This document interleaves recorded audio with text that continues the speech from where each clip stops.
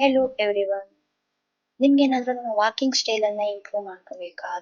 ಅಥವಾ ನೀವು ವಾಕ್ ಮಾಡ್ತಿದ್ದೀರಾ, ಅದು ನಿಮ್ಗೆ ಇಫೆಕ್ಟಿವ್ ಆಗಿ ಅನಿಸ್ತಿಲ್ಲ, ನೀವು ಎವ್ರಿಡೇ 10,000 ಸ್ಟೆಪ್ ವಾಕ್ ಮಾಡ್ತಿದ್ದೀರಾ, ಬಟ್ ಅದು ನಿಮ್ಮ ಬಾಡಿಗೆ ಅಷ್ಟು ಗುಡ್ ರಿಸಲ್ಟ್ ಅನ್ನ ಕೊಡ್ತಿಲ್ಲ ಅಂತ ಅನಿಸಿದ್ರೆ, ನಾನು ಹೇಳೋ ಈ ಮೆಥಡ್ ಅನ್ನ ಫಾಲೋ ಮಾಡಿ.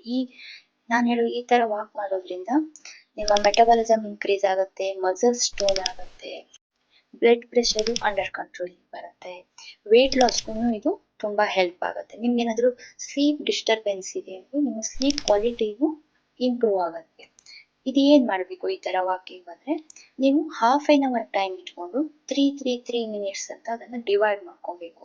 First 3 slow walk and next 3 brisk walk. ಈ ತರ 3 ನೀವು ಮಾಡ್ತಾ ಹೋದ್ರೆ ½ ನಿಮ್ಗೆ ನಿಮಗೊಂದು ವೀಕು 15 ಡೇಸ್ ಅಲ್ಲಿ ಅದರ ರಿಸಲ್ಟ್ ಗೊತ್ತಾಗ್ತಾ ಹೋಗುತ್ತೆ.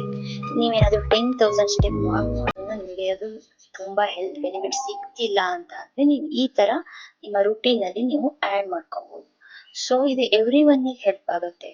ಯಾವುದೇ ತರದ ಸಮಸ್ಯೆ ಇದ್ರೂ ಇದು ಬಾಡಿಗೆ ಗುಡ್ ರಿಸಲ್ಟ್ ಅನ್ನ ಕೊಡುತ್ತೆ.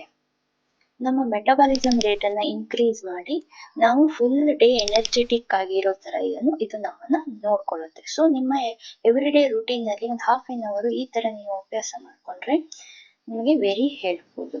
ಸೊ ಈ ತರ ಇನ್ಫಾರ್ಮೇಟಿವ್ ವಿಡಿಯೋ ನಿಮಗೆ ಇಷ್ಟ ಆದ್ರೆ ನನ್ನ ಚಾನೆಲ್ ಅನ್ನ ಲೈಕ್ ಮಾಡಿ, ಸಬ್ಸ್ಕ್ರೈಬ್ ಮಾಡಿ, ಶೇರ್ ಮಾಡಿ. Thank you for watching.